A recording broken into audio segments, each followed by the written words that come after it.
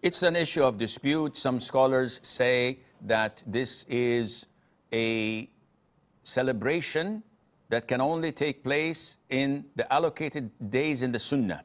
When the Prophet ﷺ came to Medina, in the hadith of Anas ibn Malik, he found that they celebrated on a particular day. So he asked, what is this? So they told him that this is a day that we used to celebrate in pre-Islamic era. And we continue to do so. So the Prophet prohibited that, alayhi salatu wasalam, and said, Allah has replaced you with 2 days better than that. The day of Eid al-Fitr, which is after Ramadan, and the day of Eid al-Adha, which is on the 10th of the Hijjah, of the month of pilgrimage.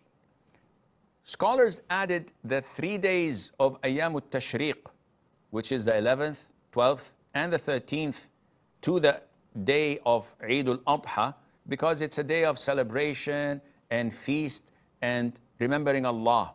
And it's prohibited for normal people to fast them. So they included that. So they made those 4 days per year. This is the most authentic opinion. Some scholars expanded a bit.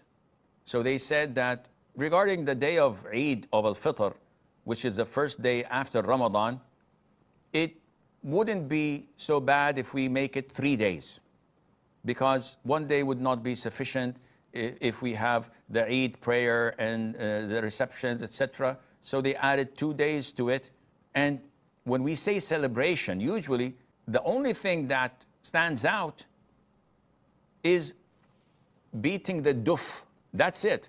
Other than that, eating and visiting people, and you can do that throughout the whole year. There's nothing wrong in that. But usually people ask about celebrating so that they would combine in their celebrations the nasheeds and the playing of the duf, and especially girls and women would like to dance and celebrate in their own way, which is lawful and no problem in that.